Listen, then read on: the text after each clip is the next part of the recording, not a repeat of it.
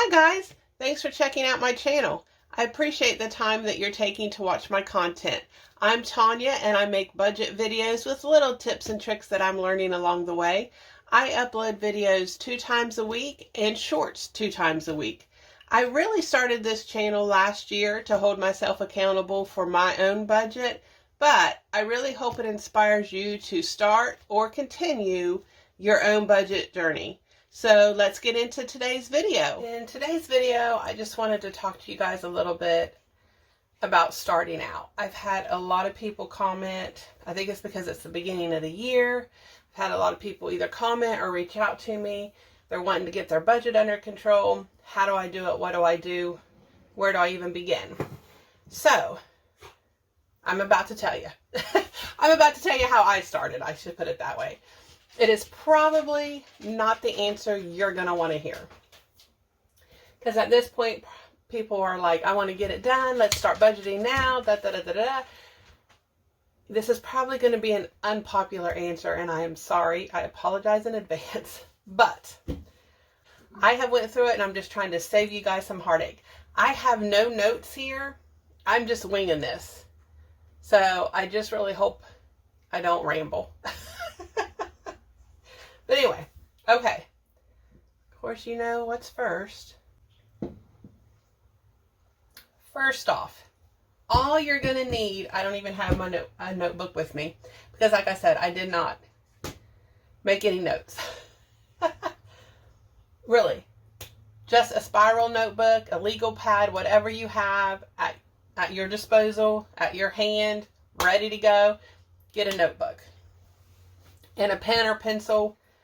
Whatever you want. If you have a fancy pen that makes you feel fancy and important and like you're got it together and you're organized, whatever motivation you need, but get a pen and a paper, okay?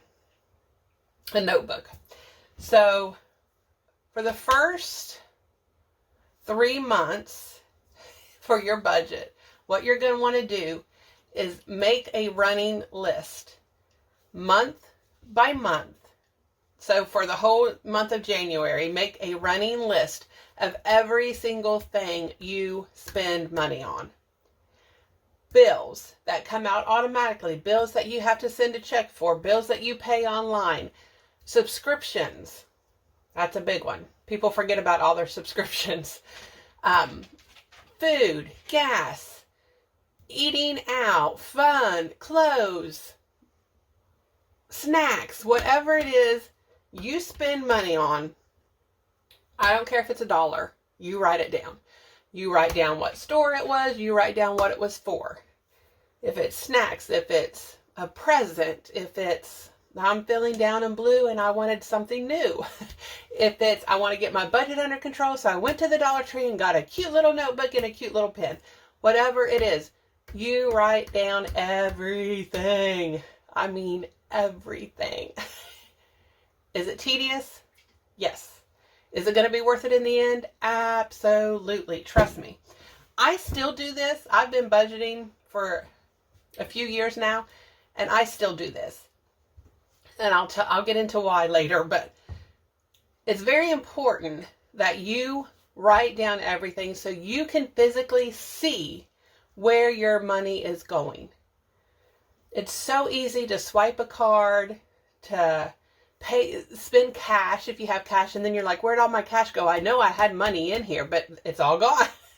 So it's important for you to physically see where your money is going. And it's probably going to be an eye-opener, and it's probably going to be a little bit painful. But that's what you need to do.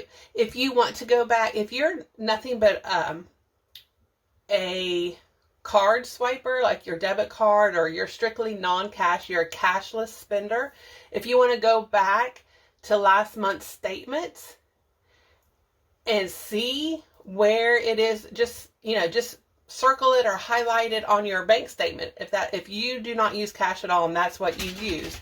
So that way you will know. And then you'll have like 1 month out of the way. The only problem is that was December. So a lot of times December's kind of a wonky month because of Christmas and everything. But if you're a cashless spender, you can do that. If not, I would suggest you take at least the very minimum 2 months, but I suggest 3 months.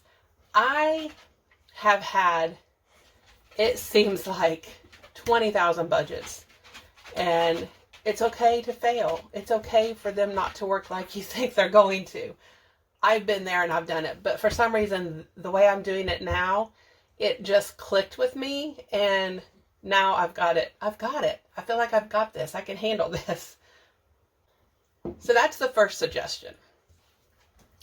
The second suggestion is, after you have everything wrote down,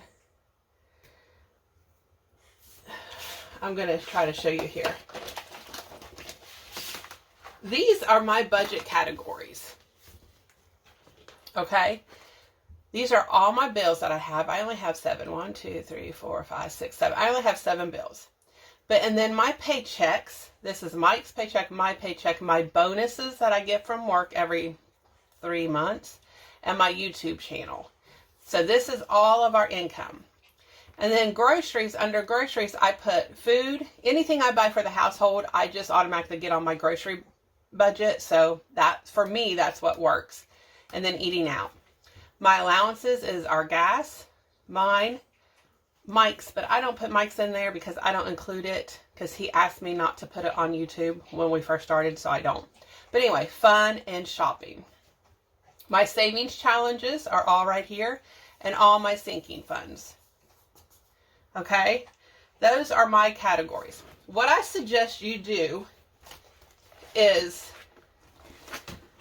this is where I get my categories from, is when I buy something throughout the year that I do not have a sinking fund for or a savings challenge for, I write it down on a little tiny notebook. In fact, I think I got one here.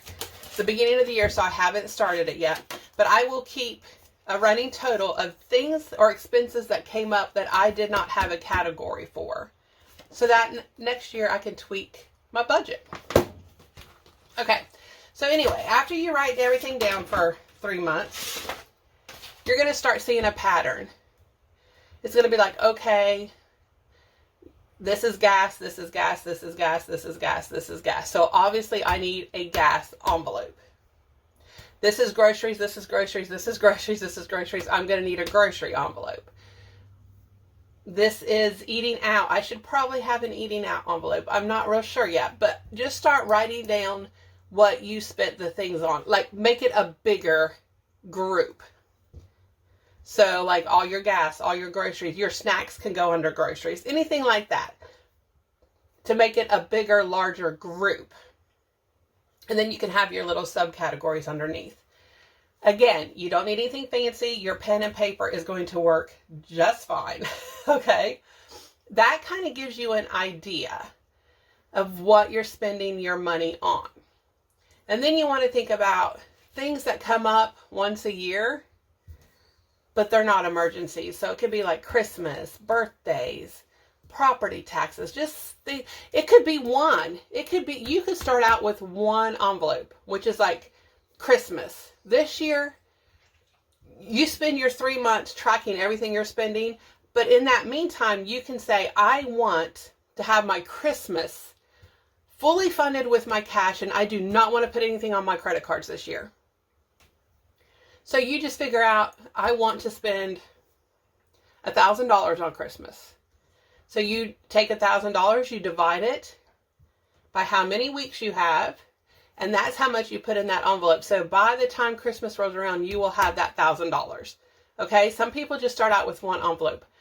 I went way overboard when I first started out, and I had like 35 envelopes, and I felt so overwhelmed. So I'm just telling you, don't do what I did, okay? Learn from my mistakes. Start out small. So this budget that I'm making work, I started with my gas, my groceries, and I think it was Christmas. Gas, groceries, and Christmas. I had 3 envelopes. Well, I knew I was going to get gas every week. I knew we needed groceries. And then I wanted to fund Christmas. So that would not be a stressor for me. I did not worry about anything else. I didn't worry about savings challenges or sinking funds or anything. Those were my 3 envelopes. And every week, I would put whatever I budgeted for groceries in that grocery envelope. Whatever I budgeted for gas, I put in that envelope. And then for Christmas, I think I put, I want to say $20 a week in Christmas. I think that equaled out like almost $1,000 or right a little over, something like that. Anyway, that's what I did to start out with. It's been, a few years ago, so I don't remember. I slept since then. But anyway, that's what I did. I only had 3 envelopes starting out with. And they were literally envelopes. Like the 100-pack you get at the Dollar Tree for $1.25. I had 3 of those envelopes, and I just wrote gas, groceries, and Christmas. Nothing fancy whatsoever. You don't have to have all this fancy stuff to start a budget, okay? If you start it and you're like, this isn't working for me, whatever the envelopes are, it's okay. You have to rework your budget to make it work for you. But that is the best place to start. Track your spending first. And while you're tracking it, decide what 1, 2, or 3 envelopes. I would go no more than 3. I honestly, first starting out, I would do no more than 3. Okay? Honestly. Trust me. Listen to me, people. You don't want to get overwhelmed, because if you get overwhelmed, then your brain is going to tell you, this is too hard. I can't do it. There's no point in trying. And you're going to set yourself up for failure. Okay? Slow and steady. Make it simple. Okay? My brother always said, kiss, kiss. And I was like, kiss. Keep it simple, stupid. I'm not calling you guys stupid, but that was just always what he said. Keep it simple.